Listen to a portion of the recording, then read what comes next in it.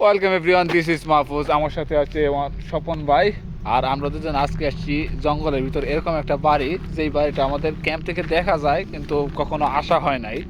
ওই ক্যাম্প থেকে আমি চিন্তা করতেছিলাম যে এই বাড়িটা দেখা যায় এত সুন্দর, তো ওই বাড়িতে একদিন যাইতে হইব।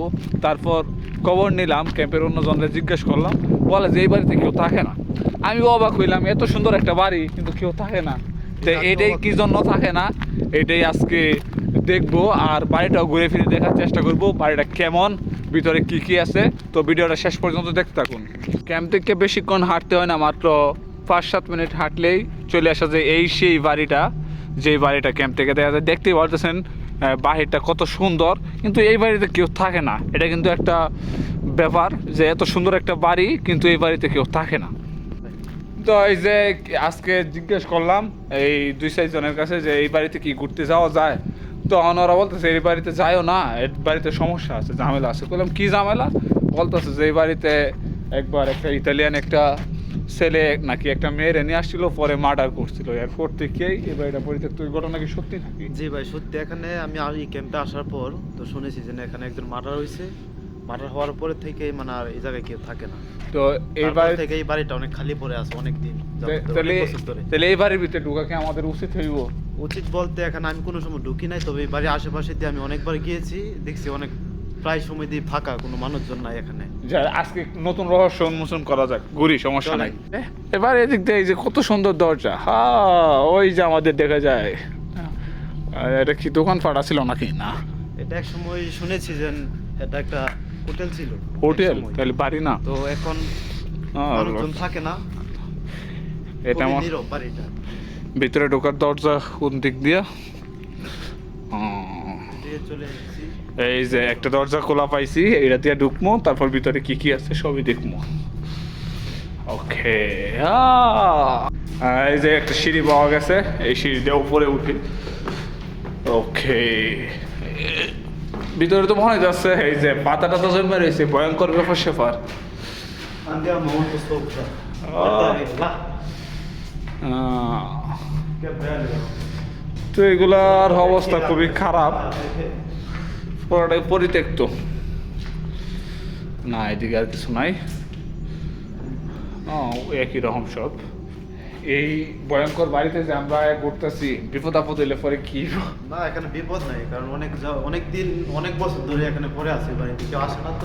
এনে দেওয়া একটা সিঁড়ি, তো এদিকে উঠি। সিঁড়ি একবারে উপরে উঠতে হবে ভাই। এই যে সিঁড়ি, ফুল অন্ধকার এদিকে। আয় হায়, এনে কি আছে? এনে যে কিছু না, এই মাথায় বাড়ি গেছে। এই যে দেখে যেতেছে একটা সুরঙ্গর মতো। লাইট জ্বালাও, লাইট জ্বালাও। আয় হ্যাঁ, এটার ভিতরে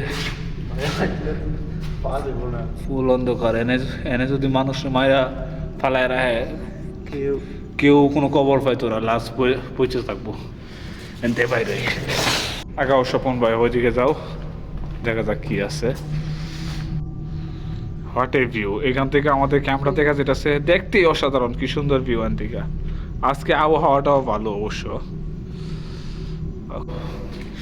এদিকে পানি জমে দিচ্ছে রে, বৃষ্টি পানি নাকি এগুলা। আসো।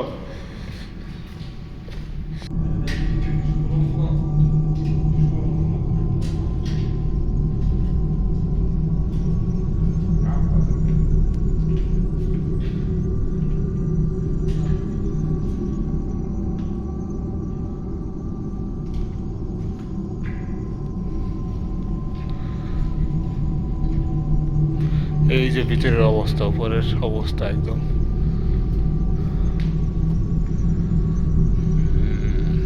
একটা ডার্ক ডার্ক ব্যাপার আছে। হচ্ছে নামার সিঁড়ি।